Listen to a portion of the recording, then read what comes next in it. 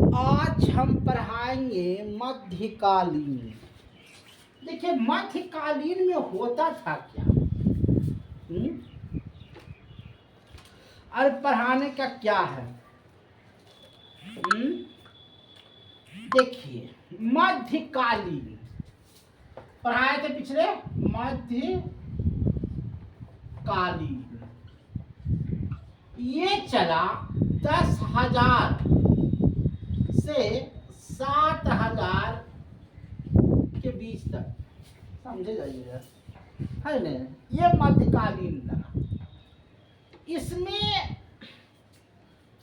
नदी बहता था तो नदी में चरवा मछलियां तैरता था, तो उसमें पत्थर का क्या बोलता था, पत्थर का क्या बनाया, नोकीदार भाला बनाया पत्थर का और लकड़ी खोस दिया और उससे ऐसा मारता था कि मछली फंस जाता था, मछली माने गथ जाता था। और उस मछली को क्या करता था, आग में पकाता था और आग में पका करके खाता था। उसके बाद ये लोग क्या करने लगा मध्यकालीन में कि अमरूद, आम, केला, लीची, जामुन, ये सब फलों को एक जगह तोड़ करके जोड़ करता था, समझे। और जब भूख उसको लगता था तो उसको वो खाता था। उसके बाद जब उसको प्यास लगती थी, जब उसको प्यास लगता था तो दौड़ करके पानी के पास जाता था। लेकिन इस फल और सब्जियों को रखवाली के लिए एक कुत्ता पालता था। कुत्ता एक क्या पालता था, कुत्ता पालता था। ये कुत्ता क्या करता था कि उसके अनाज को रखवाली करता था। वो दौड़ के जाता था पानी पीने के लिए, पानी पी करके आता था तो देखता था कि कुत्ता मेरे फल का निगरानी, क्योंकि कुत्ता तो फल खाता नहीं है, इसलिए वो कुत्ता उसके फल को रक्षा करता था। उसके बाद ये कुत्ता ही नहीं पाला, ये पाला बैल, ये पाला बकरी, ये पाला मुर्गा, मुर्गी, ऊंट, हाथी, ये सब जानवर को क्या किया, ये पालना शुरू किया। अब देखिए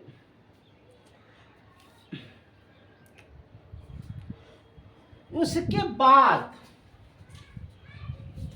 मानव बस्ती बनाना शुरू किया। मानव बस्ती कि ये भाई अब एक बाप से 5 औलाद हुआ, 5 औलाद से 25 हुआ, 25 से 50 हुआ, तो क्या हो गया, एक बस्ती बस गया कि भाई इतने कुल खानदान के लोग यहाँ रहेंगे। और जब बस्ती बन गया तो वहाँ क्या होगा, मर को छराएगा, गोल घर बनेगा, 4 दीवारी घर बनेगा। तो 4 दीवारी घर बन गया, लेकिन उस 4 दीवारी के जैसे अब घर में तो नहीं रहना है, कुछ खाने के लिए व्यवस्था करना है, तो उस घर की रक्षा के लिए किसको पाला, कुत्ता को, कि एक कुत्ता तुम मेरी घर की रक्षा करना। कहता है कि सबसे पहले इसने एक अनाज उगाया जिसका नाम था जौ। जौ को कहा सबसे पहले उपजाया, उसके बाद उपजाया गेहूं, उसके बाद चावल। चावल का साँच जो है कोलडीहा, कोलडीहा में मिलता है। इसका प्रमाण कहाँ मिलता है? कोलडीहा में।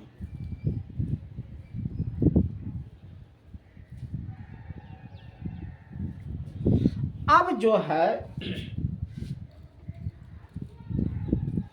ये सब कितना कहाँ हो रहा था? नव पाषाण काल तक जा गया था, नव पाषाण काल चला गया था। अब जो है ये कुत्ता इतना वफादार मालिक का था कि जब मालिक मरता था और कुत्ता भी मर जाता था तो दोनों को साथ दफना दिया जाता था। कुत्ते को और मालिक को एक साथ क्या किया जाता था? दफन कर दिया जाता था।